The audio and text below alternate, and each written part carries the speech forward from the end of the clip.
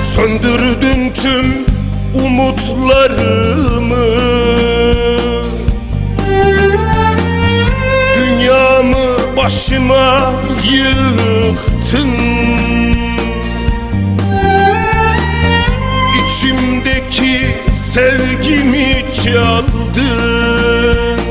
Oh, kalbimin tek hırsızı sensin.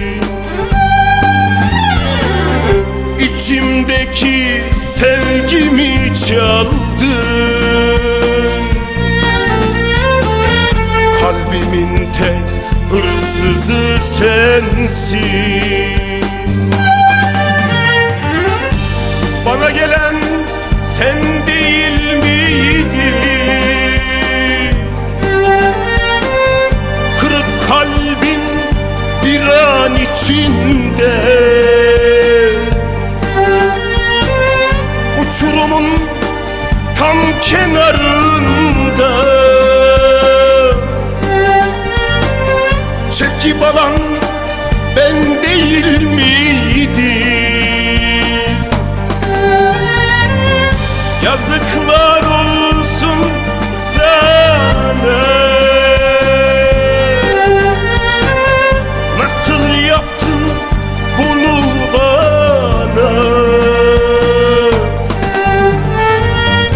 Uçurumun tam kenarında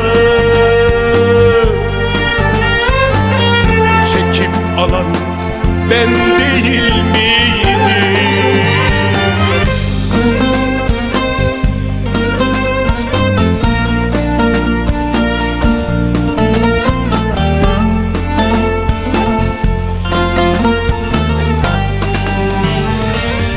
Doyumsuz su gibi sevdiğimde, sevdiğimde sevgimle besledim. Gül yüzünü gülle süsledim. Soldurdun, kuruttun güllerimi. Gül yüzünü gülle süsledim. Soldurdun, kuruttun güllerimi.